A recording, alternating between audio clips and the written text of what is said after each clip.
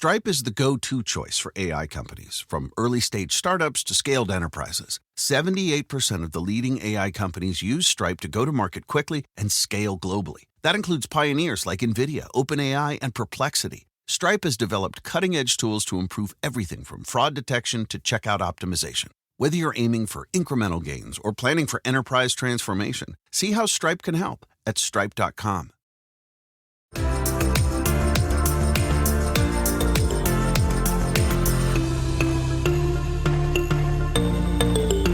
Welcome to Coruzant Technologies, home of the Digital Executive Podcast. Welcome to the Digital Executive. Today's guest is Jon Geater. Jon Geater brings his deep expertise in cryptography, cybersecurity, and blockchains to DataTrails. Jon held senior global technical roles at Thales eSecurity, Trustonic, ARN, and Encipher, where he built chip-to-cloud solutions for mobile, IoT, payments, and smart cities while managing large global teams and driving corporate strategy. Jon is a serial leader of open standards at board committee level, having served Global Platform, Trusted Computing Group, Oasis, the Digital Twin Consortium, and Linux Foundation's Hyperledger. He is currently co-chair of the IETF Supply Chain Integrity, Transparency, and Trust Working Group. Well, good afternoon, Jon. Welcome to the show. Thanks, Brian. Good to be here. Absolutely. Thank you again. Appreciate you making the time. And again, hailing out of the great country of the UK is just an awesome way to start my day. Obviously, we've got a big difference in time, but I do certainly appreciate that. And Jon, we're going to jump right into the questions here. You've got quite the career as a software engineer, an advisor, board member, entrepreneur. Now you're the co-founder, chief product and technology officer at DataTrails. Could you share with our audience the secret to your career growth and what inspires you?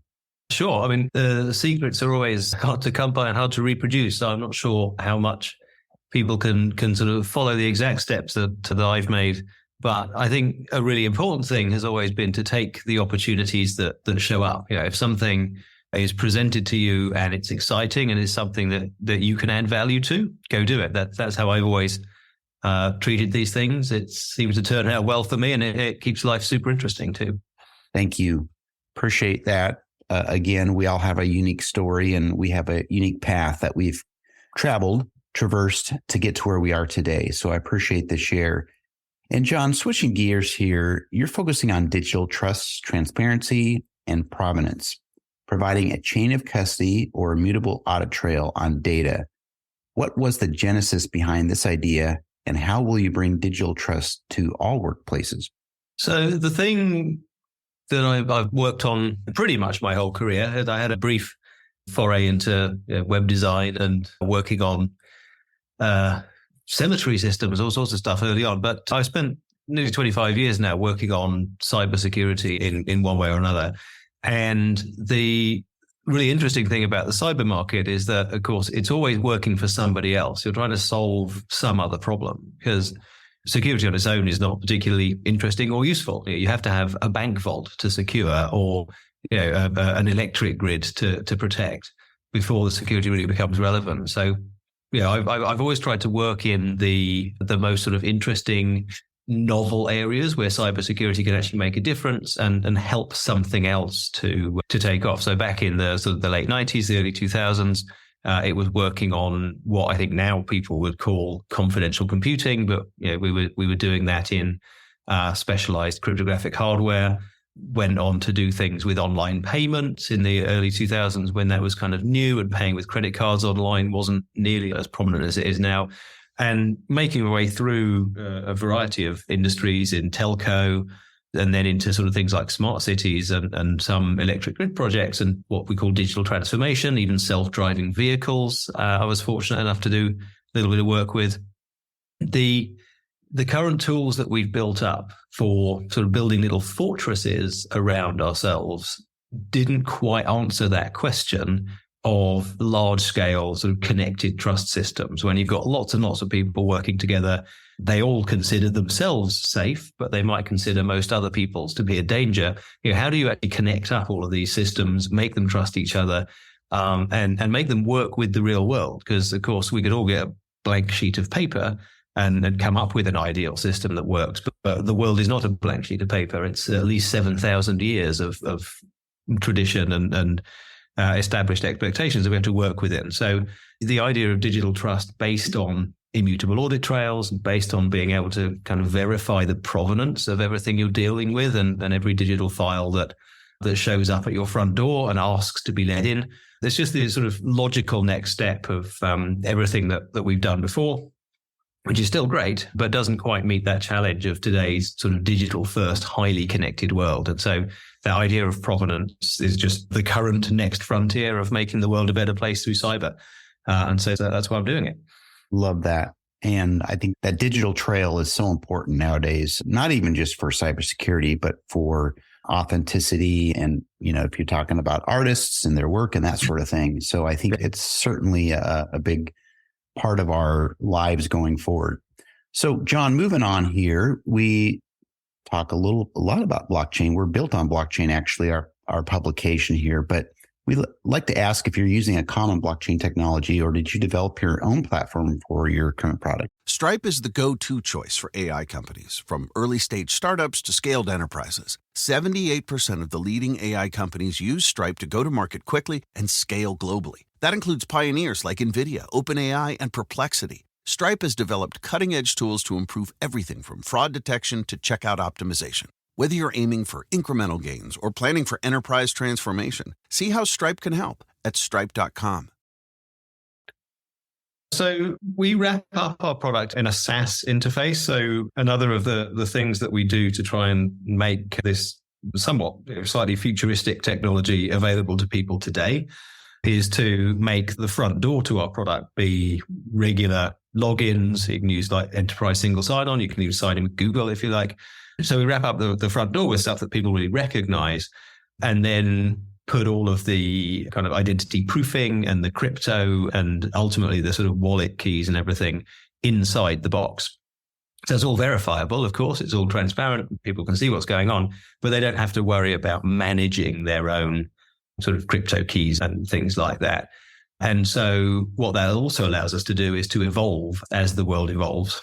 So we're actually currently on our third generation and planning future moves as well to move on as the world moves on. So right now we run on Quorum, and Quorum's the underpinning of most of what we do. We actually started off with Sawtooth, which is a Linux Foundation Hyperledger product, and we're tracking and actually slightly ahead of some of the new roadmap stuff on the Ethereum roadmap. So we actually managed to abstract out the proof layer so that people don't really need to worry about it. And of course, that means that we're able to grow and increase and change as the state of the art improves, and as the sort of things like transaction rates and third-party technologies for verification and things get better, we're able to adopt those too. So we certainly wouldn't dream of inventing our own crypto. I think that's a terrible idea.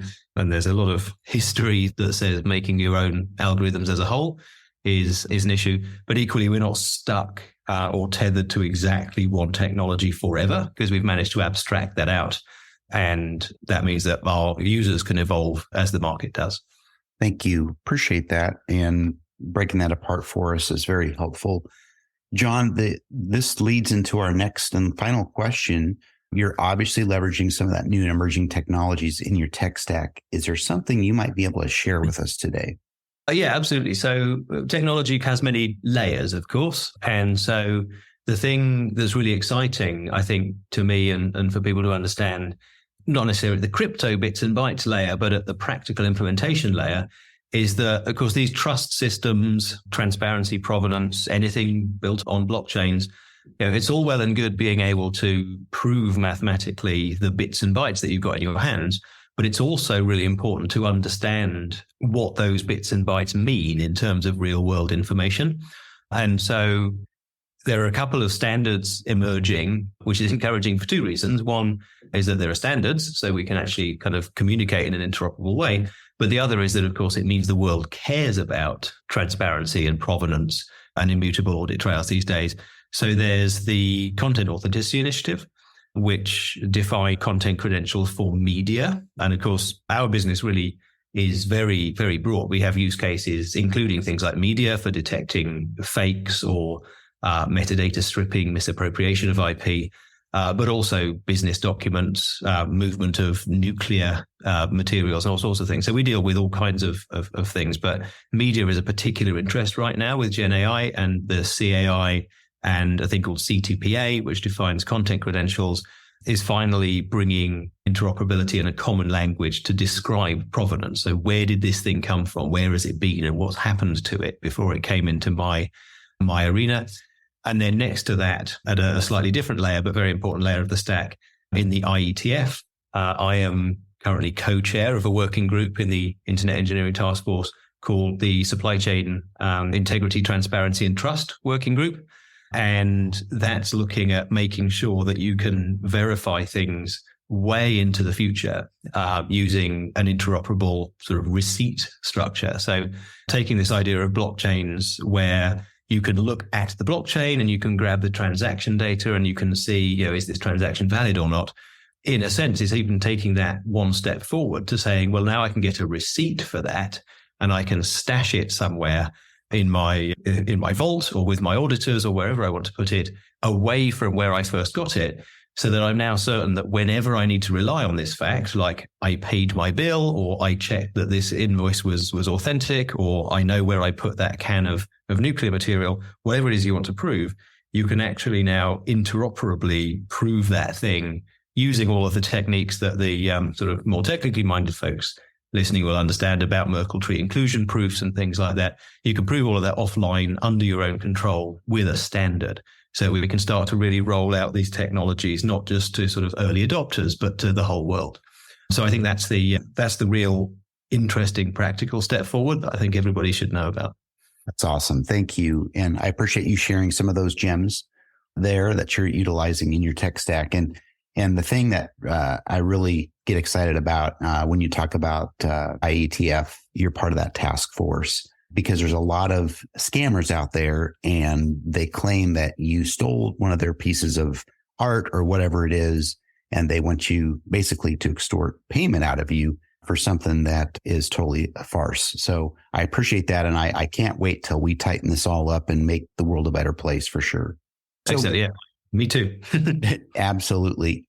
So, Jon, it was such a pleasure having you on today, and I look forward to speaking with you real soon. Yeah, brilliant. Likewise. Thanks very much. Bye for now.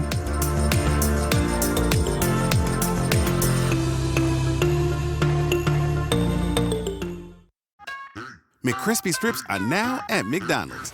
I hope you're ready for the most dippable chicken in McDonald's history. Dip it in all the sauces. Dip it in that hot sauce in your bag. Dip it in your McFlurry. Your dip is your business. McCrispy strips at McDonald's.